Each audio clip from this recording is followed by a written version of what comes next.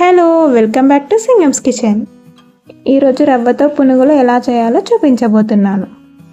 ఇవైతే చాలా అంటే చాలా టేస్టీగా క్రిస్పీగా ఉంటాయి. తప్పకుండా ట్రై చేయండి. దీనికోసం ఇప్పుడు ఒక బౌల్లో 2 కప్పుల ఉప్మా రవ్వ తీసుకోండి. అదే అండి, బొంబాయి రవ్వని తీసుకోండి. ఇప్పుడు ఇందులో 1 కప్పు వరకు పెరుగుని వేసుకోవాలి.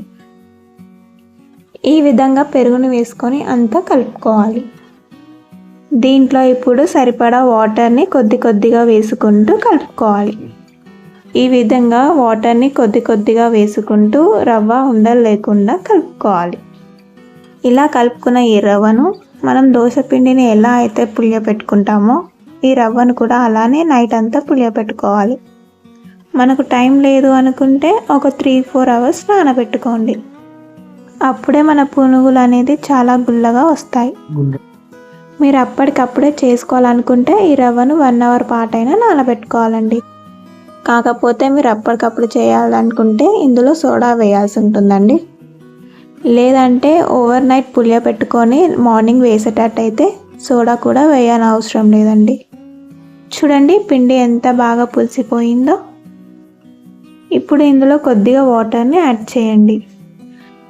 వాటర్ అయితే బాగా యాడ్ చేయకండి, ఎందుకంటే వాటర్ని బాగా యాడ్ చేస్తే పిండి అనేది పల్చగా అయిపోతుంది.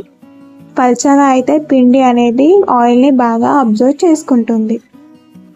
ఒకవేళ మీకు పిండి అనేది పల్చగా అనిపిస్తే 1-2 స్పూన్ల వరకు మైదా పిండిని కూడా యాడ్ చేసుకోవచ్చు. ఇప్పుడు ఇందులో 1/2 టీ స్పూన్ వరకు జీలకర్రని వేసుకోండి. అలాగే రుచికి సరిపడా ఉప్పుని వేసి బాగా కలుపుకోండి. ఈ పునుగులు మనం మైదా పిండితో చేసుకున్న దానికంటే చాలా క్రిస్పీగా ఉంటాయండి. ఇప్పుడు స్టవ్ పై కడాయి పెట్టుకొని అందులో ఆయిల్ వేసుకోవాలి. ఆయిల్ బాగా వేడయ్యాక మనం ఈ పిండిని కొద్దిగా తీసుకుంటూ పునుగుల్లా వేసుకోవాలి. ఈ విధంగా కొంచెం పునుగుల్ని వేసుకొని వీటిని గోల్డెన్ కలర్ వచ్చేంత వరకు మనం ఫ్రై చేసుకోవాలి.